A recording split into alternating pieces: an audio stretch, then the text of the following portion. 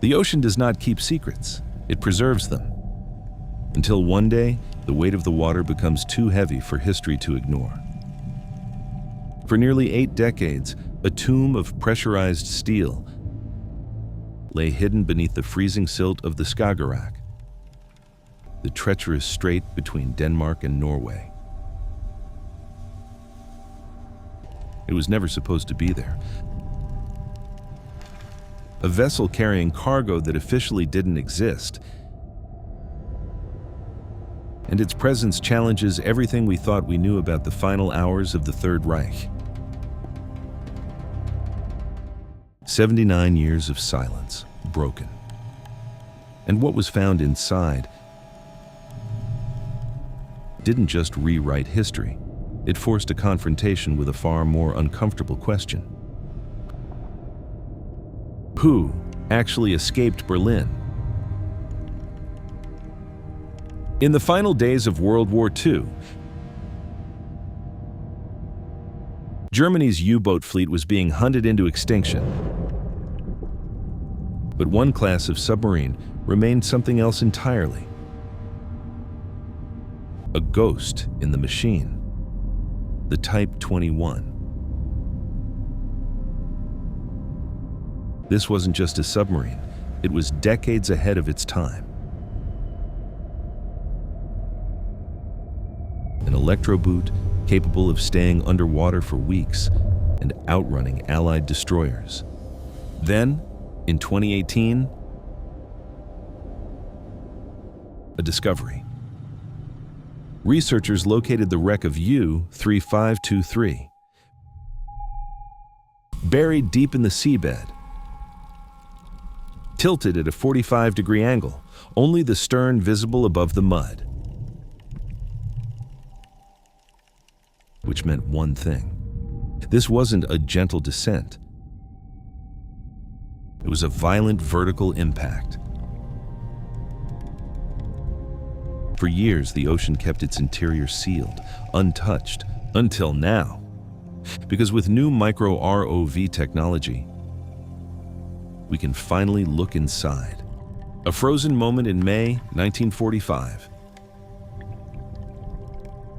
Never meant to be seen again. The discovery didn't begin with a diver, but with sonar. A rhythmic mathematical pulse scanning the ocean floor. And then, something appeared. A shape, a silhouette, and instantly, the room went silent. Unlike most wrecks, this one was intact, almost perfectly preserved. Protected by the very silt that buried it. This wasn't just a wreck, it was a vault. Hitler believed submarines like this could still change the outcome of the war. Or offer something else entirely, an escape. Because what they found next didn't make sense. The bow crushed deep into the seabed, but the rest of the submarine still sealed, still intact, like a time capsule. Inside, the descent was slow, careful, every movement calculated, because the pressure hull was still holding. And every 60 seconds, the sonar ping reminded them there was an ocean pressing down above them. Then, the first anomaly. Something that should not have been there. Crates, not standard issue, bolted directly to the floor of the crew quarters, right where sailors should have been sleeping.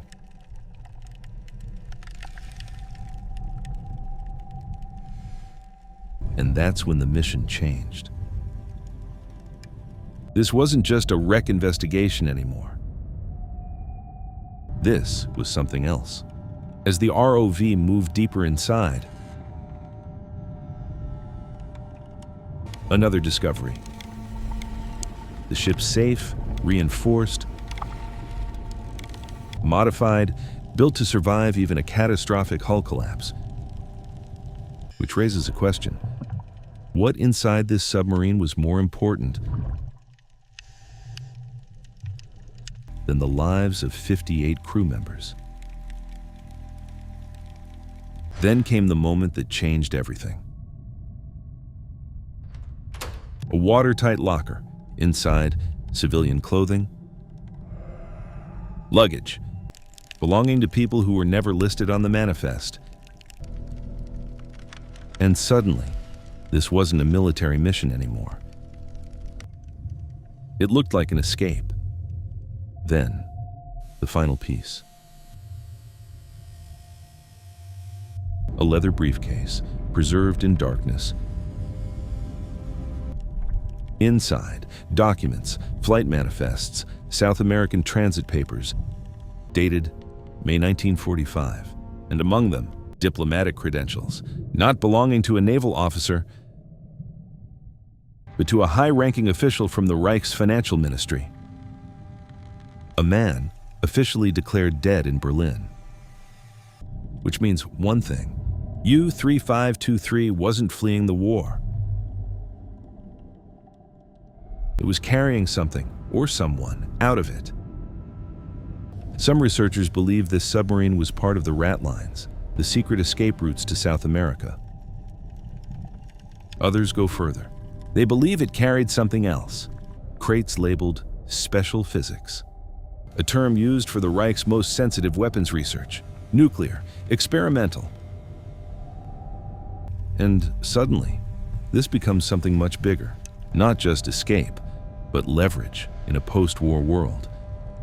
But just as the team prepared to go further, everything stopped.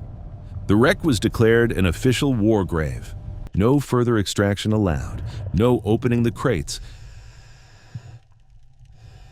no accessing the safe, nothing.